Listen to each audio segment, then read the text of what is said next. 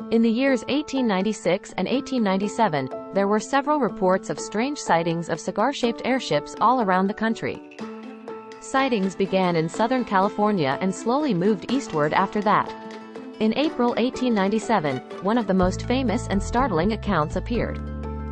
Aurora resident S.E. Hayden, who wrote a column for the Dallas Daily, described a remarkable occurrence that took place just 2 days before. In Aurora, a windmill owned by a man J.S. Proctor was struck by an airship at the crack of dawn, according to Hayden's testimony. Residents of Aurora were startled by the discovery of an airship that had been moving around the area, Hayden said. It was plummeting towards the Earth at a sluggish rate of 10 to 12 mph, so obviously some of its machinery was broken. When it reached the northern half of the town, it crossed across the town square and hit Proctor's windmill, causing a horrific explosion. His water tank, windmill, and flower garden sustained significant damage from debris that was dispersed over several acres.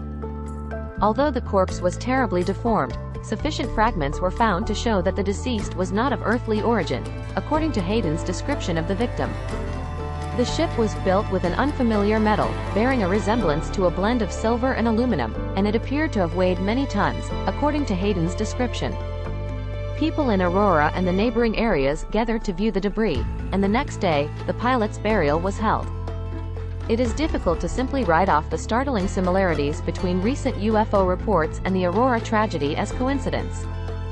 The long-forgotten Aurora event was brought back to people's attention in 1973 by writer Jim Marrs' interview with Charlie C. Stevens, an 83-year-old local who had initially been hesitant to get involved in the investigation. Marrs eventually persuaded Stevens to describe what happened to him as a little kid that fateful spring morning through pleasant discussion. Charlie saw a cigar-shaped UFO flying at low altitude that day while working with his father caring to the livestock, along with a dazzling light. The sound of an explosion was followed by the sight of fire in the sky above, and he and his father watched as it headed towards Aurora. Stevens said to Marrs, "I was eager to run and see what had happened, but my father urged that we do our tasks first." The airship debris was visible to Stevens' father the following day when he rode into town. Marrs discovered what he believed to be the pilot's grave during his 1973 visit to the Aurora cemetery. A headstone that was partially shattered stood guard over the burial. A motif with little circles resembling portholes was carved on the piece that was still whole and resembled one side of a saucer-like structure. It was interesting that the burial was not full-sized, suggesting that it belonged to either a young child or a very little person.